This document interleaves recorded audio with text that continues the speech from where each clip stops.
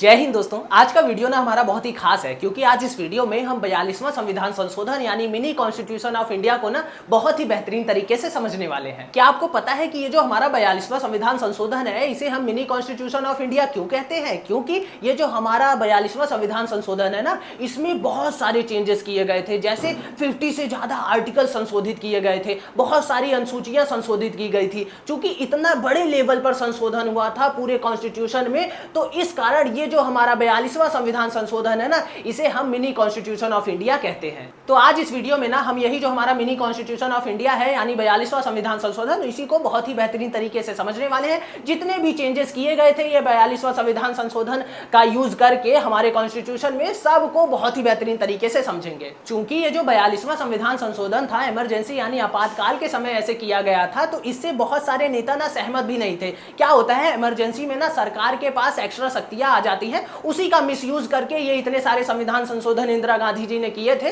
और ऐसा नहीं है कि सारे सही ही किए थे, बहुत ही एकदम पूरा ब्लंडर कर दिया था देश का, पूरा इतना बेकार संशोधन किए थे। तो इससे क्या हुआ, पूरी जो जनता थी ना वो एकदम नाराज हो गई थी और इमरजेंसी भी लगा दिया था। पूरे जो नेता थे उनको जेल में भी डाल दिया था। तो इससे एकदम माहौल बना था कि ये क्या कर दिया इंदिरा गांधी जी ने। तो इससे क्या होता है, जब इमरजेंसी खत्म होती है तो जब चुनाव होते हैं 1977 में ना, तो ये जो इंदिरा गांधी जी की सरकार थी ये हट जाती है, दूसरी सरकार आती है, जनता पार्टी की सरकार बनती है। और ये 43वां संविधान संशोधन एंड 44वां संविधान संशोधन करके ये जो 42वें संविधान संशोधन में गलत चीजें संशोधित की गई थी उन सबको सही करते हैं। तो बेसिकली आज इस वीडियो में सब कुछ एकदम इजी वे में समझेंगे, एकदम टाइमलाइन से समझेंगे, सारी चीजें बहुत ही बेहतरीन तरीके से समझने वाले हैं। अगर आपको एकदम बेहतरीन तरीके से सारी चीजें समझनी है 42वें संविधान संशोधन यानी मिनी कॉन्स्टिट्यूशन ऑफ इंडिया के बारे में, तो आपको बस एक काम करना होगा कि अंत तक वीडियो में बने रहना होगा। तो ये जो हमारा 42वां संविधान संशोधन है, इसकी हमारी जो कहानी है ना वो स्टार्ट होती है 1966 से। अब 1966 में ऐसा क्या खास हुआ था आप लोग बोलोगे? तो देखो, स्वतंत्रता जब हमको मिली ना, तो हमारे सबसे पहले प्रधानमंत्री थे जवाहरलाल नेहरू जी। काफी समय तक वो प्रधानमंत्री रहे। फिर जब उनका निधन हुआ तो हमारे देश के प्रधानमंत्री बने लाल बहादुर शास्त्री जी। फिर जब उनका निधन हुआ तो हमारे तीसरे नंबर पर हमारे देश की प्रधानमंत्री बनी श्री इंदिरा गांधी जी। अब यहीं से जो हमारा 42वां संविधान संशोधन है ना, उसका कहानी स्टार्ट होता है। अब 1966 में इंदिरा गांधी जी प्रधानमंत्री बन गई। अब इनको किस लिए बनाया गया था कि सब ना इंदिरा गांधी जी को कहते थे गूंगी गुड़िया। जैसे वो कांग्रेस के जो नेता थे इनको गूंगी गुड़िया कहते थे कि ऐसे इनको बैठा देंगे और जो फैसले लेने होंगे हम ही लेंगे। लेकिन इंदिरा गांधी जी तो आउट ऑफ सिलेबस निकल गई, उन्होंने अपनी अलग ही पहचान बना ली। तो बेसिकली 1966 में ये ऐसे प्रधानमंत्री बनती है। फिर 1967 में ना चुनाव भी होने वाले थे। तो 1967 में जब चुनाव हुए तो कांग्रेस जो इतना बहुमत था कांग्रेस के पास, तो 1967 में ना उतना बहुमत नहीं मिला ये इंदिरा गांधी जी की गवर्नमेंट को। तो अब क्या होता है कि मतलब उतना बहुमत नहीं मिला तो अच्छे से काम वो नहीं हो पा रहा था। इंदिरा गांधी जी कोई फैसले लेना चाहती थी तो हो नहीं पा रहा था सारी चीजें मैनेज। और ये जो नेता लोग थे ये लोग सोच रहे थे कि हम ऐसे इंदिरा गांधी जी को कंट्रोल करके रखेंगे, उन्हें गूंगी गुड़िया कहते थे। लेकिन इंदिरा गांधी जी से इनका जो विवाद था ऐसे होता रहता है। तो साल आता है हमारा 1969 और इसमें क्या होता है, ये जो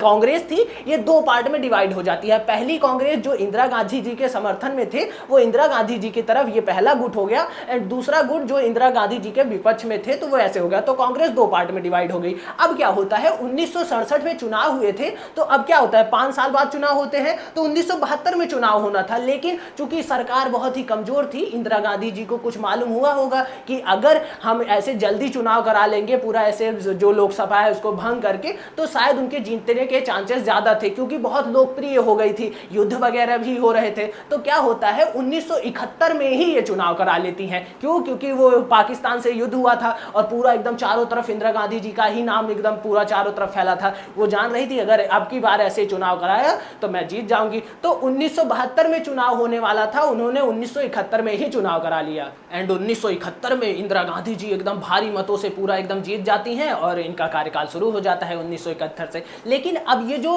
पाकिस्तान से युद्ध हुआ था इसके लिए ये जो भारत इंदिरा अच्छे से जीता था, तो इससे इनकी लोकप्रियता बढ़ तो गई थी। लेकिन जब इनका शासनकाल ऐसे 1971 से चलने लगा तो धीरे धीरे ना चीजें बदतर होने लगी। मतलब जैसे महंगाई बढ़ने लगी, बहुत सारी चीजें ऐसे जनता को परेशानी का सामना करना पड़ा। एंड ये सब चीजों का सामना तो करना ही पड़ रहा था ये इनकी गवर्नमेंट को। लेकिन 12 जून 1975 को एक ऐसी चीज होती है जिसके कारण सब कुछ बदल जाता है। ये जो अभी 42वां संविधान संशोधन का कहानी है इससे रिलेटेड रिलेटेड है। देखो कैसे क्या होता है 12 जून 1975 को कि जब ये 1971 में इन्होंने चुनाव लड़ा, तो 1971 में जब चुनाव लड़ा तो ये कहां से लड़ती थी? रायबरेली से। तो रायबरेली वाली जो सीट थी वहां पे इनकी ओपोजिशन में थे राजनारायण जी। अब क्या होता है, ये जो राजनारायण जी थे ना, ये इनके खिलाफ ऐसे कोर्ट में अपील करते हैं कि ये जो इंदिरा गांधी जी है ना, ये ऐसे सही से चुनाव नहीं जीती है, इन्होंने सरकारी संपत्ति का यूज किया है चुनाव जीतने में। तो अब ये जो है 1971 में चुनाव हुआ था तो इन्होंने ऐसे हाई कोर्ट में अपील की थी एंड ये केस चल रहा था। इसका निर्णय आता है 12 जून 1975 को और जो हाई कोर्ट था यानी इलाहाबाद हाई कोर्ट, उसके जो जस्टिस थे जस्टिस जगमोहन सिन्हा जी, वो क्या करते हैं कि ये इनकी जो सांसद की सदस्यता थी ना उसको रद्द कर देते हैं और कहते हैं कि आपको प्रधानमंत्री के पद से इस्तीफा देना पड़ेगा। अब यहीं से ना सारी चीजें एकदम बदलना स्टार्ट हो जाती हैं। अब क्या होता है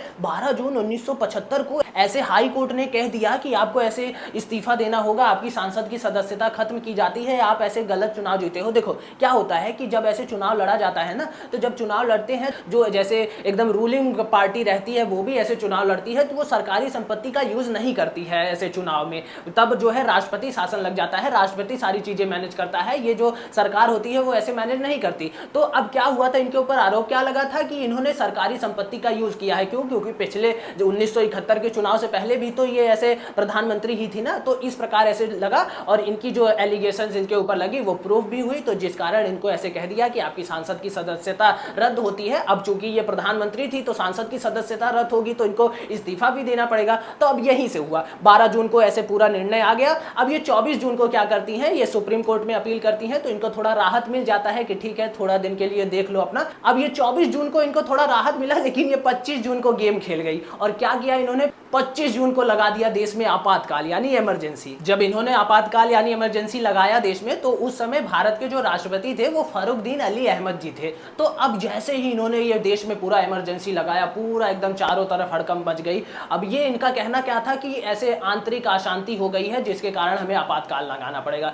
लेकिन सबको पता था कि ये जो सांसद की सदस्यता इनकी खत्म की गई है और ऐसे सारी चीजें की गई हैं, इनको अब इस्तीफा देना पड़ेगा। तो अपोजिशन जो है वो भी एकदम ऐसे लगाए रखा था कि पूरा इस्तीफा दो, तुमने गलत किया है, ऐसा कर रहा था। तो अब इसी कारण ऐसे इमरजेंसी लगाई थी, सबको मालूम था। तो ये क्या करती हैं, जैसे ही इमरजेंसी लगी तो जितने भी ऑपोजिशन के नेता थे सबको ऐसे पकड़ा और जेल में डाल दिया एकदम पूरा। चूंकि आपको पता होगा जब इमरजेंसी लग जाती है देश में तो जो गवर्नमेंट होती है वो बहुत ही पावरफुल हो जाती है। तो अब ऐसा था, तो अब एकदम पूरा इमरजेंसी लगा के सारी चीजें जो थी अपने कंट्रोल में कर ली। अब 25 जून 1975 को इमरजेंसी लगी तो सारी चीजें तो ऐसे कंट्रोल कर ली, पूरे अपोजिशन के नेता को ऐसे जेल वगैरह में भेज दिया। अब जो भी करना था, इनको डर भी नहीं था ऐसे सांसद की सदस्यता वगैरह का, तो ऐसे डर भी नहीं था। तो अब ये क्या करती हैं, कहती है अगर हमको इतना पावर मिला ही है तो क्यों ना ये जो हमारा संविधान है इसको थोड़ा और बेहतरीन बनाया जाए, जो बेकार बेकार चीजें हैं उनको हटाकर अच्छी अच्छी चीजें जोड़ी जाए। तो अब यही आपातकाल यानी इमरजेंसी के समय होता है हमारा 42वां संविधान संशोधन यानी मिनी कॉन्स्टिट्यूशन ऑफ इंडिया।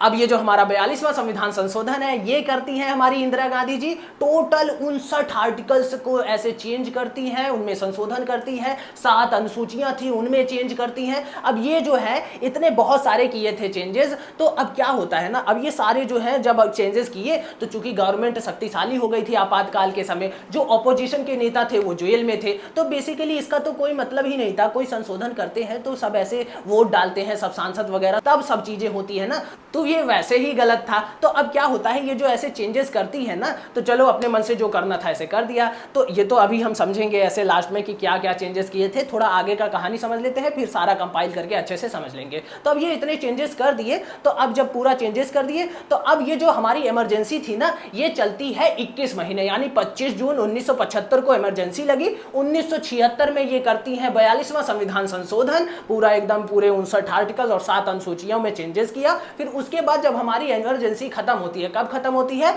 1977 में, तो जब इमरजेंसी खत्म हुई तो इमरजेंसी इन्होंने खत्म किया और बोला कि चलो अब चुनाव करते हैं। तो जब चुनाव किया तो इंदिरा गांधी जी ने अब 21 महीने तक पूरा इमरजेंसी पूरे देश में लागू था। पूरे नेता जो थे ऐसे जेल में थे, तो एकदम जनता इनसे एकदम वो हो गई थी, गुस्सा हो गई थी। तो अब क्या होता है कि ये 1977 के चुनाव में ना हार जाती हैं। अब जब 1977 के चुनाव में हार गई तो मैंने शुरुआत में बताया था 1969 में जो कांग्रेस थी 2 पार्ट में बट गई थी, एक तरफ इंदिरा गांधी जी और उनके चाहने वाले, एक तरफ दूसरे कांग्रेस वाले जो इंदिरा गांधी जी को नहीं चाहते थे। तो उन्हीं में से एक थे मोरारजी देसाई इनके ऑपोजिशन में। तो एक ऑपोजिशन पार्टी तो थी ही उस समय, जनता पार्टी, उसकी सरकार बनती है एंड वो जनता पार्टी की सरकार में प्रधानमंत्री बनते हैं मोरारजी देसाई। अब ये जो है ये इस चीज पर आए थे कि इंदिरा गांधी जी ने जितनी भी चीजें ऐसे गलत की हैं, जितने भी संशोधन ऐसे गलत किए हैं, सबको ठीक किया जाएगा। तो जितने भी ऐसे इन्होंने संशोधन किए थे ये 42वां संविधान संशोधन में, उनको सही करने के लिए ये जो सरकार है जनता पार्टी वाली सरकार,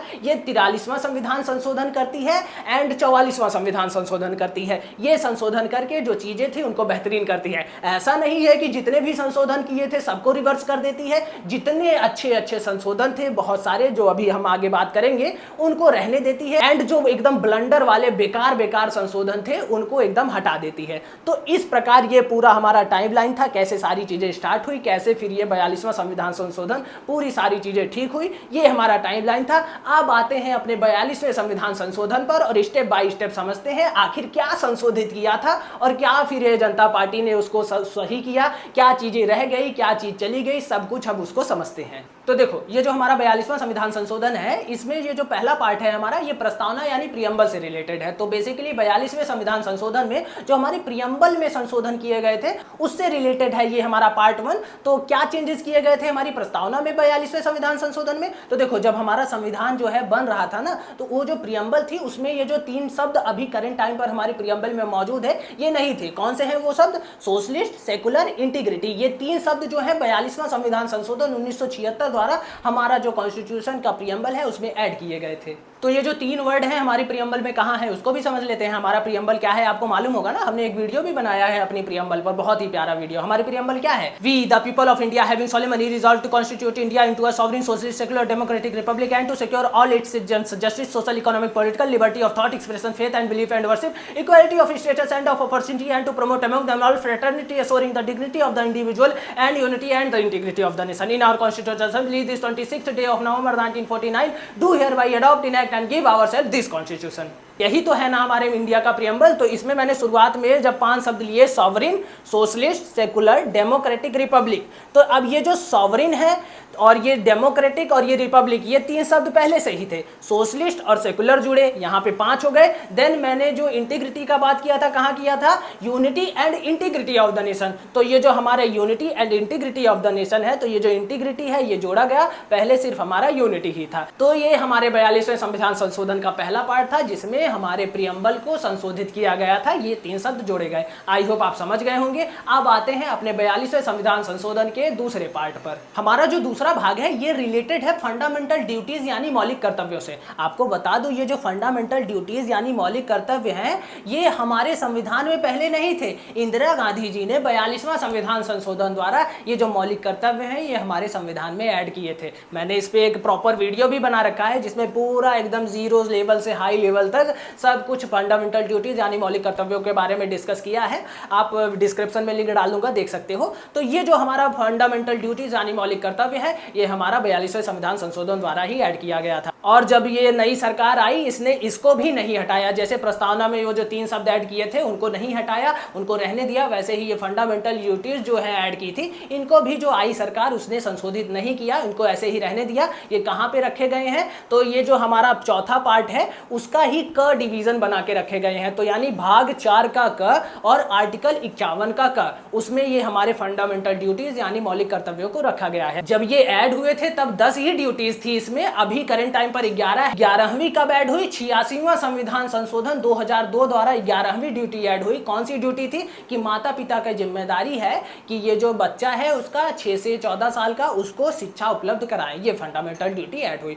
तो बेसिकली ये हमारे मौलिक कर्तव्य थे जो हमारे 42वें संविधान संशोधन में ऐड किए गए थे। तो इसे हमने अपने दूसरे पार्ट में रखा है। तो ये दूसरा भी समझ गए हम, जो मेजर चेंज किया था इंदिरा गांधी जी ने 42वें संविधान संशोधन में। अब आते हैं तीसरा बड़े चेंज पर जो हमारी इंदिरा गांधी जी ने किया था ये 42वें संविधान संशोधन द्वारा हमारे संविधान में। अब आते हैं अपने तीसरे सबसे बड़े अमेंडमेंट पर जो हमारी इंदिरा गांधी जी ने हमारे संविधान में किया। तो उन्होंने क्या किया? ये जो डीपीएसपीज है ना इनको और पावरफुल बना दिया। अभी आप डीपीएसपीज नहीं समझ रहे होंगे, एकदम सिंपल शब्दों में समझाता हूँ। हमारा जो संविधान है, ऐसे जो पहला पार्ट है इसका संघ और उसका राज्य क्षेत्र है, दूसरा नागरिकता के बारे में कहा गया है, तीसरा जो है मौलिक अधिकार यानी फंडामेंटल राइट्स के बारे में कहा गया है, चौथा जो है हमारा इसमें राज्य के नीति निर्देशक तत्व यानी डीपीएसपी के बारे में कहा गया है। तो देखो, जैसे मौलिक अधिकार होते हैं तो ये क्या होता है, मौलिक अधिकार हमें जनता को, नागरिक को देने ही देने हैं। अगर हम मौलिक अधिकार उनको नहीं देंगे तो वो ऐसे कंप्लेन कर सकते हैं कि हमको हमारा ये राइट नहीं मिल रहा है, हमारा ये अधिकार है, वो कंप्लेन कर सकते हैं। तो जो मौलिक अधिकार में चीजें ऐड की है तो नागरिक जो है ऐसे क्लेम कर सकता है कि ये मेरा अधिकार है, ऐसे है। लेकिन जो राज्य के नीति निर्देशक तत्वों में ऐड किया गया है, इसमें ऐसी चीजें हैं कि मतलब सरकार को देना चाहिए, लेकिन अगर नहीं दे रही है तो नागरिक ऐसे कह नहीं सकता कि नहीं मुझे दो। क्या आता है इसमें, जैसे फ्री बीज, जैसे इतनी बहुत सारी योजनाएं चलाती है सरकार, राशन देती है, जो भी चीजें देती है, ऐसे फ्री बीज जिनको कहा जाता है, तो ये सारी चीजें ना डीपीएसपीज में ही है कि ऐसे सरकार को देना चाहिए, लेकिन अगर नहीं दे रही है तो जो नागरिक है वो इसके मतलब विद्रोह में कुछ ऐसे कर नहीं सकता है कि नहीं हमको तो चाहिए ही चाहिए। मौलिक अधिकार में कर सकते हो, आपका मौलिक अधिकार है, आप उसके लिए लड़ सकते हो कि ये तो मुझे चाहिए, लेकिन राज्य के नीति निर्देशक तत्वों में जो चीजें रखी होती हैं उनके बारे में आप ऐसे नहीं कर सकते कि मुझे तो चाहिए, सरकार का मन होगा देगी, नहीं होगा तो नहीं देगी। तो अब इसी को ना पावरफुल बना दिया। कैसे, इसमें 3 मेजर आर्टिकल्स जोड़े थे। कौन से आर्टिकल्स थे, 39 का ए, 43 का ए और 48 का ए। क्या लिखा था ये आर्टिकल्स में, ये जो 39 का ए था इसमें लिखा गया था कि जो गरीब होंगे उनको कानूनी सहायता जो है फ्री में उपलब्ध कराई जाएगी, ये था।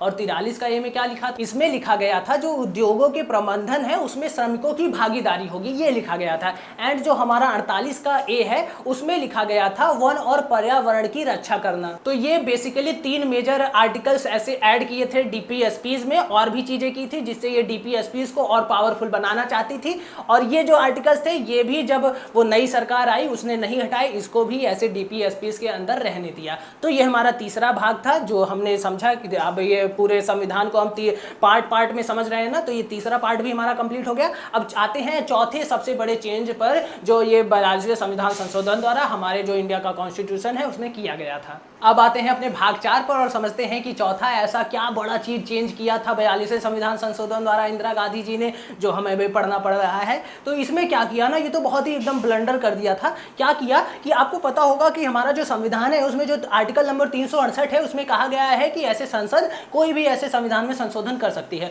तो इन्होंने क्या किया कि ये जो संसद की शक्ति थी ऐसे संविधान संशोधन करने की उसको बढ़ा दिया। और क्या किया कि ये जो संसद है अगर इसने कोई संविधान संशोधन ऐसे किया तो ये जो सुप्रीम कोर्ट है ना उसको ऐसे रिजेक्ट भी नहीं कर सकती है। बेसिकली सुप्रीम कोर्ट की शक्ति जो है वो कम कर दी और जो संसद की शक्ति है उसको बढ़ा दिया। तो अब इससे क्या हुआ, लोग कहने लगे कि यार ऐसा है, मतलब अब तो ये संसद ज्यादा पावरफुल हो जाएगी, संसद पर किसी की लगाम ऐसे नहीं रहेगी, लोकतंत्र तो कमजोर हो जाएगा। तो अब इससे क्या हुआ, ये जो चीज है ना ऐसे संशोधन करके नहीं ठीक हुआ था, ये तो सुप्रीम कोर्ट ने खुद ही रिजेक्ट कर दिया। कैसे रिजेक्ट कर दिया, क्योंकि ये जो संविधान संशोधन था ये तो 1976 में हो रहा था, लेकिन 1973 में ही ना एक केस हो गया था और उसमें ये जो सुप्रीम कोर्ट था उसने एक जजमेंट दिया था, उसी के नाते ये जो पूरा संशोधन था इसको रिजेक्ट कर दिया। केशवानंद भारती केस था, उसमें सुप्रीम कोर्ट ने ना एक लैंडमार्क डिसीजन दिया था कि ये जो संसद है ना कुछ भी संशोधन कर सकती है संविधान में, लेकिन जो ये संविधान का मूल स्ट्रक्चर है ना उसको नहीं संशोधित कर सकती है, वो नहीं बदला जा सकता है। तो यही इसी से पूरा यही डिसीजन लेते हुए ये जो पूरा संशोधन था, संसद की शक्ति जो बढ़ रही थी, न्यायपालिका की शक्ति कम हो रही थी, उसको ऐसे रिजेक्ट कर दिया सुप्रीम कोर्ट ने। और आज का क्या माहौल है कि हमारी जो न्यायपालिका है वो मजबूत है, अगर न्यायपालिका चाहे तो संसद का कोई भी फैसला है उसको ऐसे अमान्य कर सकती है। तो ये हमारा बेसिकली चौथा था, ये संशोधन ऐसे किया था जो सुप्रीम कोर्ट ने ऐसे इसको मना कर दिया केशवानंद भारती केस का हवाला देते हुए कि ऐसा हम नहीं कर सकते, ये हमारे बेसिक स्ट्रक्चर यानी मूल संरचना के खिलाफ है। तो ये वाला हमारा ऐसे रिजेक्ट हो गया, ये हमारा चौथा संशोधन था जो हमने समझा। अब आते हैं अपने भाग नंबर 5 पर और समझते हैं कि पांचवा ऐसा क्या बड़ा चेंज किया था हमारे संविधान में जो हमें अभी ये 42वें संविधान संशोधन में पढ़ना पड़ रहा है। तो ये भी हमारी न्यायपालिका से रिलेटेड है। एक होता है ना जुडिशियल रिव्यू, तो ये उससे रिलेटेड है। क्या होता है, जब ऐसे संसद कुछ कानून बनाती है, कुछ भी करती है, तो जो न्यायपालिका है ना उसका रिव्यू करती है और फिर अपना फैसला ऐसे देती है। तो ये सरकार ने कहा कि ऐसे अगर कोई भी कानून ऐसे बन रहे हैं तो ऐसे वो तुम कर नहीं सकते हो, ऐसे रिव्यू वगैरह जांच वगैरह तुम कर नहीं सकते हो। उनका क्या तर्क था, उन्होंने कहा कि ऐसे करने पर यार बहुत ही दिक्कत होता है, कोई कानून कानून जल्दी से ऐसे पास नहीं हो पाता, विकास कार्यों में देरी होती है। तो बेसिकली इसमें भी ऐसे न्यायपालिका को नीचे कर रहे थे। तो न्यायपालिका ने कहा कि ये भी असंवैधानिक है और इसको भी असंवैधानिक घोषित कर दिया और ये भी जो है ऐसे लागू नहीं हो पाया। तो आज के समय पे क्या है कि ये जुडिशियल जो रिव्यू है ये हमारी न्यायपालिका अच्छे से करती है। तो बेसिकली हमारी न्यायपालिका को एकदम कमजोर करने के लिए एकदम बहुत ही पैतरे आजमाए गए, लेकिन वो कर नहीं पाए। न्यायपालिका ने सारे असंवैधानिक घोषित कर दिए। हमने जो है चौथे में भी समझा था न्यायपालिका को कैसे एकदम कम कर शक्तियां दी जा रही थी, ये पांचवें में भी समझा कि कैसे ये जो न्यायपालिका है उसको कमजोर किया जा रहा था। तो ये हमारे 5 भाग हो गए टोटल, अभी 3 और बचे हैं, अच्छे से उनको भी समझ लेते हैं। हमारा छठा संशोधन तो एकदम गजब ही है। आपको पता होगा कि हमारी जो लोकसभा का कार्यकाल है ये 5 साल का है, लेकिन इंदिरा गांधी जी ने इसको कर दिया 6 साल। क्यों कर दिया? मैंने आपको जब शुरुआत में कहानी बताया था तो मैंने बताया 1971 में चुनाव हुआ, 75 में 12 जून 75 को ऐसे ये निर्णय आया कि आपको सांसद की सदस्यता खत्म हो जाएगी एंड फिर उसके बाद आपको प्रधानमंत्री के पद से इस्तीफा देना होगा। इन्होंने क्या किया कि संशोधन करके कह दिया कि 6 साल चलेगा। तो इन्होंने चुनाव फिर कब कराया? 77 में, जब 6 साल पूरे हो गए। आपातकाल 21 महीने ही क्यों चला? क्यों? क्योंकि उनका कार्यकाल वहीं पर समाप्त होता। फिर जब कार्यकाल समाप्त हो जाता तो बेसिकली इनको कहा गया कि सांसद की सदस्यता खत्म हो जाएगी तो अगला चुनाव तो लड़ सकती थी ना, मतलब ऐसा थोड़ा था नहीं कि जेल में डाल देंगे, सांसद की सदस्यता खत्म होगी।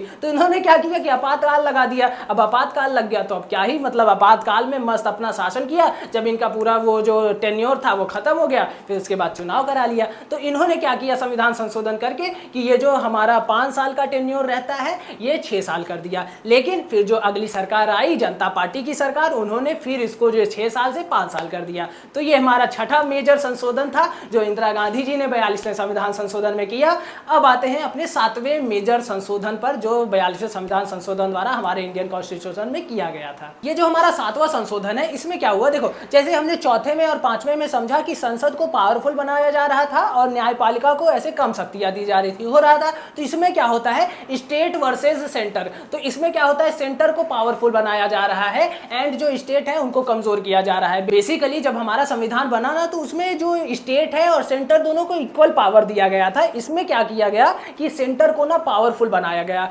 मतलब ये जो स्टेट है उनसे ज्यादा शक्तियां सेंटर को दी गई। तो ये उससे रिलेटेड है और ये अभी इसकी क्या स्थिति है? तो जो सुप्रीम कोर्ट है उसने संतुलन बनाए ही रखा। तो बेसिकली ये जो चीज है अभी भी लागू है। जो सेंटर है आप देख ही रहे होंगे कि मजबूत है स्टेट की अपेक्षा। तो पहले ऐसा नहीं हुआ करता था, अभी जो सेंटर है एकदम अच्छे से मजबूत है। तो बेसिकली ये उससे रिलेटेड है। ये हमारा 7वां संशोधन भी हो गया मेजर। अब बस एक और बचा है, उसको भी समझ लेते हैं। ये जो हमारा 8वां संशोधन है बहुत ही सिंपल है। हमारे संविधान में ना ऐसे सूचियों का जिक्र किया गया है। कैसी सूची? जैसे संघ सूची, राज्य सूची और समवर्ती सूची। तो जैसे जो जिस पे कानून बनाने हैं या जिस पे काम करना है ये उन सब चीज़ों की ऐसे लिस्ट है। तो जैसे जो राज्य सूची है उसमें जो चीज़ें हैं उसमें सिर्फ जो राज्य है उसका दबदबा रहेगा, वही अपने जो सारे चीज़ें हैं वो ऐसे उन पर बना सकती है कानून वगैरह, उस पर उसका अधिकार है वहाँ पे। और ये जो संघ सूची है इसमें सिर्फ जो सेंट्रल है वो अपने ये जो उसके चीज़ें हैं वो जो जहाँ चीज़ें कर सकता है वो उससे रिलेटेड है। एंड ये जो समवर्ती सूची है इसमें वो चीजें हैं जैसे अगर राज्य और सेंटर दोनों को ऐसे कुछ करना है तो वो उसमें रख देते हैं, तो किसी चीज पे नियम बनाने हैं तो ये इससे रिलेटेड है। तो इसमें क्या किया? तो ये जो एजुकेशन है, फॉरेस्ट है एंड ये सारी चीजें जो थी ना ये पहले राज्य सूची के अंतर्गत ही हुआ करती थी। तो इंदिरा गांधी जी ने क्या किया? 42वें संविधान संशोधन करके ये जो एजुकेशन था, फॉरेस्ट था, ये सबको ना ऐसे समवर्ती सूची में डाल दिया कि ये एजुकेशन पर राज्य भी कानून बना सकता है एंड सेंटर भी कानून बना सकता है। तो ये बेसिकली हो गया, समझ गए? राज्य सूची, संघ सूची, समवर्ती सूची। एक चीज और, जैसे मान लो अगर राज्य और जो संघ है उसके बीच में मतभेद हो गया किसी कानून को लेकर, तो जो कानून होगा वो सेंटर वाला माना जाएगा। ये समवर्ती सूची का फायदा और भी रहता है सेंटर को। तो ये बेसिकली टोटल 8 संशोधन थे, मेजर संशोधन, जो ये हमारे 42वें संविधान संशोधन से रिलेटेड है। बस इतने ही आपको समझने हैं। टोटल हमने नहीं समझे, बल्कि इसी जो 8 है, ऐसा नहीं है कि सिर्फ 8 ही समझे, हमने बहुत सारे समझे एकदम इजी वे में, लेकिन बस आपको इतना ही समझना है ओवरऑल। तो यही पूरा कॉन्सेप्ट था हमारा 42वें संविधान संशोधन से रिलेटेड। आप लोग देख रहे हो ये सिर्फ इंपॉर्टेंट चीज बताया है तब इतना लंबा हो गया, और जितना बताया है ना उतना ही पर्याप्त है। एज अ एग्जाम की दृष्टि से देखें कि एग्जाम में क्या आता है, तो सिर्फ यही इतने से ही आता है। बेसिकली हमें जो सरकार है उसका मोटिव समझना था इसमें कि क्या वो चाहती थी, क्या करना चाहती थी। हमने बहुत ही बेहतरीन तरीके से सारी चीजें समझी, कैसे न्यायपालिका को कमजोर करना चाहती थी, सेंटर को एकदम मजबूत करना चाहती थी, स्टेट के साथ भी वही किया, और फिर कैसे ऐसी जो बहुत ही बेहतरीन चीजें ऐड की जिनको वो जो नई सरकार आई उसने भी नहीं हटाया, बहुत ही अच्छी अच्छी चीजें भी जोड़ी जो हमने पढ़ा, और क्या इसका बेसिकली मोटिव था, सारी चीजें समझी। सब कुछ समझना नहीं होता है, क्योंकि वो जो बहुत सारे ऐसे जो आर्टिकल्स जुड़े थे वो 43वां संविधान संशोधन और 44वां संविधान संशोधन करके ठीक कर दिए गए थे। जो इंपॉर्टेंट थे, जो छोड़े गए या जो ऐसे न्यायपालिका ने हटाए या जो मेजर थे, सारे हमने एकदम इजी वे में समझ लिए। आई होप आप समझे होंगे। मिलते हैं अगली वीडियो में। जय हिंद।